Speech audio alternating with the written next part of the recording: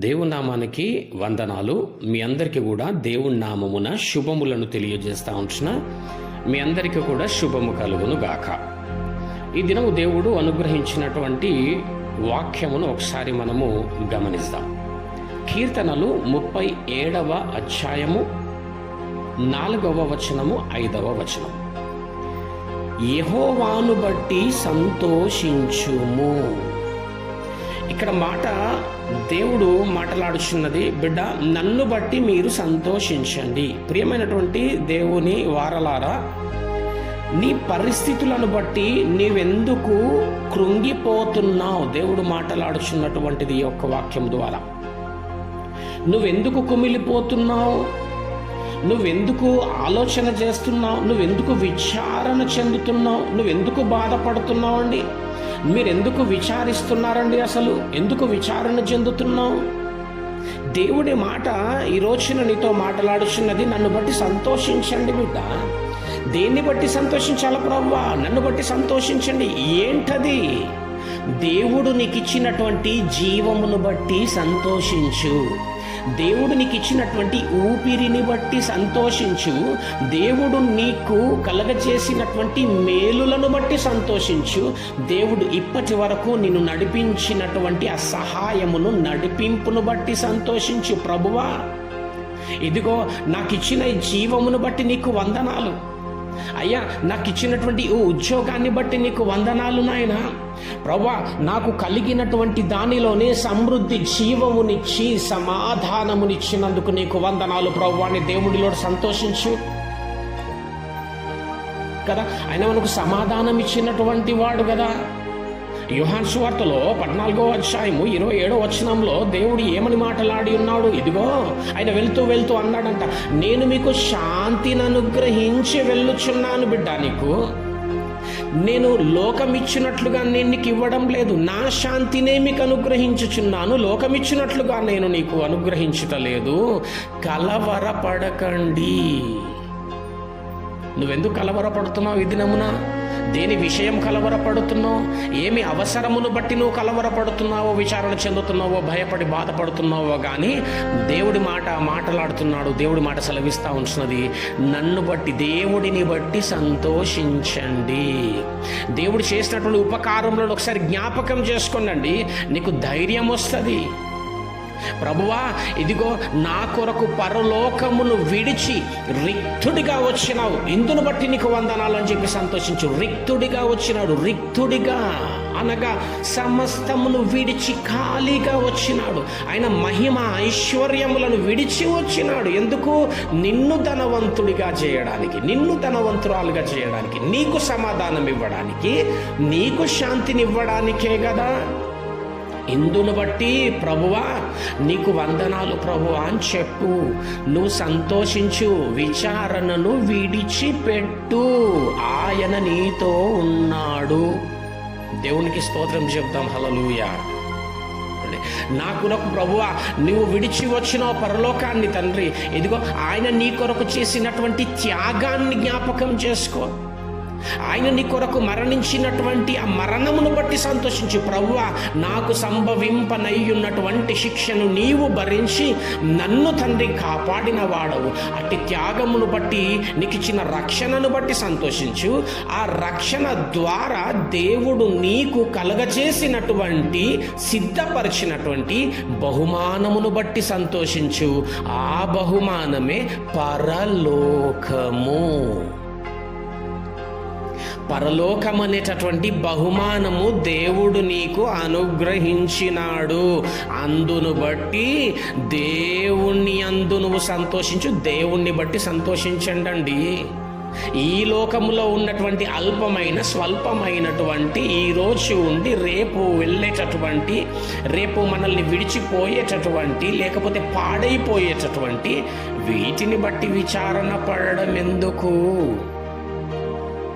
ఇందు నిమిత్తమై దేవుడు చెప్తున్నాడు, ఎవరెవరైతే విచారణ చెందుతున్నారో నాకు తెలియదు కానీ, ఎవరు ఏ ఆలోచనలో ఉన్నారో నాకు తెలియదు కానీ, దేన్ని బట్టి బాధపడుతున్నారో, భయపడుతున్నారో, కలవరపడుతున్నారో, నాకు ఈ సహాయం ఎక్కడి నుండి వస్తుందో అని చూస్తున్నావు కావచ్చును.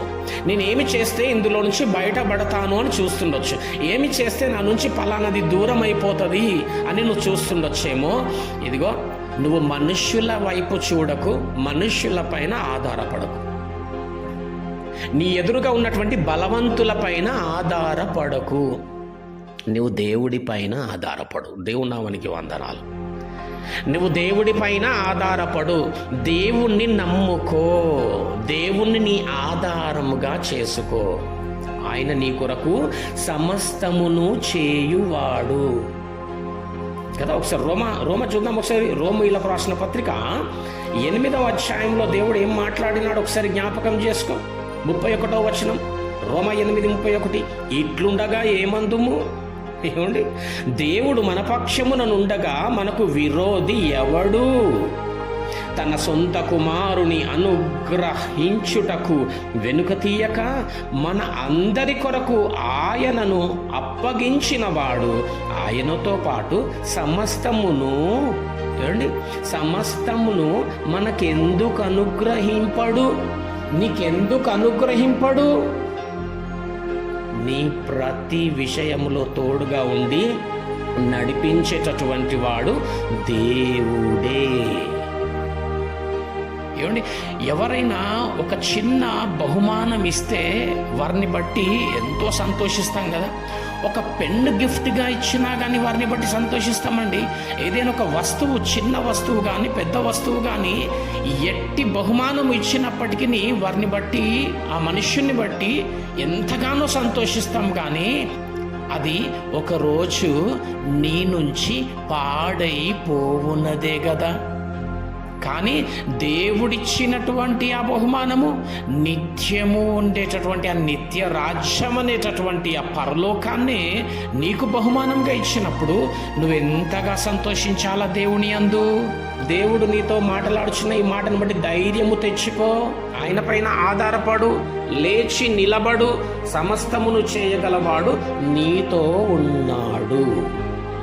అందరూ బట్టే ఈ కీర్తనలో 37వ అధ్యాయం 4వ వచనంలో చెప్తా ఉంటున్నాడు, యెహోవాను బట్టి సంతోషించుడి, ఆయన నీ హృదయ వాంఛలను తీర్చును. విచారణ చెందకండి, భయపడకండి, కలవరపడకండి, ఆందోళన చెందకండి. ఏమి చెయ్యాలా, నా స్థితి ఏమయ్యున్నది, నా గతి ఏమయ్యున్నది? లేదు, రోమాలు చదివిన మాటను జ్ఞాపకం చేసుకో. తన కుమారుని అనుగ్రహించినటువంటి ఆ ప్రేమ గల తండ్రి నీ కొరకు సమస్తమును ఎందుకు నీకు దయచేయడండి? ఈ వాక్య వాగ్దాన ప్రకారంగా నువ్వు దేవుడి ద్వారా సహాయమును పొందుకొనై ఉన్నావు. కాబట్టే అన్ని అనుగ్రహించినటువంటి దేవుడికి ఏమి చెయ్యమంటున్నాడు దేవుడు అంటే 5వ వచనంలో, నీ మార్గమును యెహోవాకు అప్పగింపుము. నీవు ఆయనను నమ్ముకొనుము, ఆయనను నమ్ముకో, ఆయన ద్వారానే నీకు సహాయం కదా. దావీదు గారు కూడా అన్నారు కదా, కొండల వైపు నేను కన్నులెత్తుచున్నాను, నాకు సహాయం ఎక్కడుండి వచ్చును?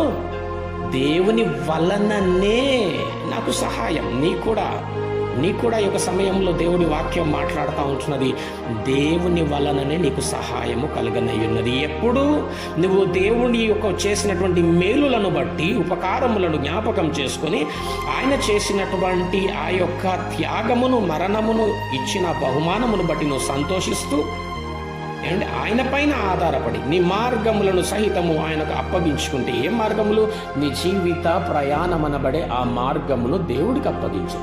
నీ ఆత్మీయ మార్గమును దేవుడికి అప్పగించు. శ్రేష్టమైనటువంటి, సురక్షితమైనటువంటి మార్గములో ఆయన నేను నడిపించనై ఉన్నాడు. నీకు నీవుగా మార్గాలు వేసుకోకు, అనగా నీ స్వబుద్ధిని ఆధారము చేసుకొనక. సామెతలు 3వ అధ్యాయంలో ఉంటుంది కదా, నీ స్వబుద్ధిని ఆధారం చేసుకోకుండా నీ చింత దేవుడిపైన వేయు, నీ భారము దేవుడికి అప్పగించు, నీ పన్నుల భారం కూడా దేవుడికి అప్పగించి నిశ్చింతగా నువ్వు దేవుడిలో ఆనందిస్తూ దేవుడి కొరకై జీవించు వాడవై దానవై ఉంటు. కార్యము చేయువాడు దేవుడు. నీ మార్గమును యెహోవాకు అప్పగింపుము, నీవు ఆయనను నమ్ముకొనుము, ఆయన నీ కార్యము నెరవేర్చును. చూసినారా? నీ కార్యము నెరవేర్చబడుతుంది. బ్రదర్, సిస్టర్, నీ కార్యము నెరవేర్చబడుతుంది. నీ యొక్క హృదయ వాంఛలను దేవుడు తీరుస్తాడు. ప్రాబ్లం ఎక్కడొచ్చింది అనసంటే మనుషుల వైపు చూస్తున్నామో ఏమో. ఏమండి, లోకం వైపు చూస్తున్నాం కావచ్చు, అధికారుల వైపు చూస్తున్నాం కావచ్చు, బలవంతుల వైపు చూస్తున్నాం కావచ్చు, ఈ లోకంలో మన ఎదుట ఉన్నవారి వైపు మనం చూస్తుండొచ్చు. లేదు, నువ్వు దేవుడి వైపు చూడు. దేవుడు ఇప్పటి వరకు నడిపించినటువంటి దేవుడు, సమస్తమును తన కుమారుణ్ణి అప్పగించినటువంటి దేవుడు, సమస్తమును ఎందుకు నీకు అప్పగించడు అనేటటువంటి దానిపై నీవు మనస్సు కలిగి ఉన్నట్టయితే దేవుడు నీ జీవితంలో కార్యము చేయువాడై ఉన్నాడు. యోహాను సువార్త 14:27 దేవుడు చెప్పినటువంటి మాట ప్రకారముగా మీ హృదయమును కలవరపడనీయకుడి, వెరవనీయకుడి అనేటటువంటి మాటను ఈ యొక్క సమయం ముందు జ్ఞాపకము చేసుకొని దేవుడిపైన గనక ఆధారపడి నువ్వు జీవించినట్టయితే ఆయన నీ హృదయ వాంఛలను తీర్చును. దేవుడిటి కృప, దీవెన, నడిపింపు మనందరికీ కూడా దయచేయునుగాక. ఆమెన్. ప్రార్థన చేసుకుందాం. పరిశుద్ధుడా, నీకు వందనాలు, స్తోత్రములు. ఇప్పటి వరకు మీరు మాట్లాడినటువంటి ప్రతి మాటను బట్టి మీకు వందనాలు చెల్లిస్తున్నాము నాయన. తండ్రి, మన నాయన విన్నటువంటి వాక్య ప్రకారంగా తండ్రి నీ యందు మేము సంతోషిస్తూ మా హృదయములను కలవరపడనీయకుండా మీరిచ్చినటువంటి శాంతిని, సమాధానాన్ని, సమృద్ధి జీవమును, ఊపిరిని నాయన సమస్తమును తండ్రి పొందుకున్నటువంటి మేము మీలో ఆనందిస్తూ మీ పైన ఆధారపడి తండ్రి నిశ్చింతగా నిబ్బరమైనటువంటి మనస్సు గల వారమై జీవించడానికి మీ కృప సహాయము మాకు దయచేయమని ప్రార్థిస్తున్నాం.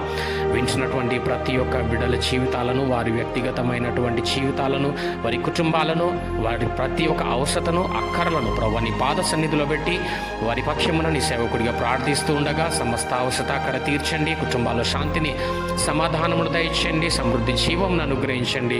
వారు చేసినటువంటి ప్రతి పనులను ఆశీర్వదించండి నాయన. వారి ఆలోచనలను ప్రభువా మీరు సఫలపరిచి వారి హృదయ వాంఛలను తండ్రి మరి నాయన మీరు తీర్చమని ప్రార్థిస్తున్నాం. ఇట్టి వాక్యం యొక్క ఫలమును వారు అనుభవించి కృప భాగ్యము కూడా దయచేయమని యేసుక్రీస్తు నామములో మమ్మను మేము మీకు అప్పగించుకుంటున్నాం. యేసు నామంలోనే ప్రార్థించి అడిగి వేడుకుంటున్నాము తండ్రి. ఆమెన్.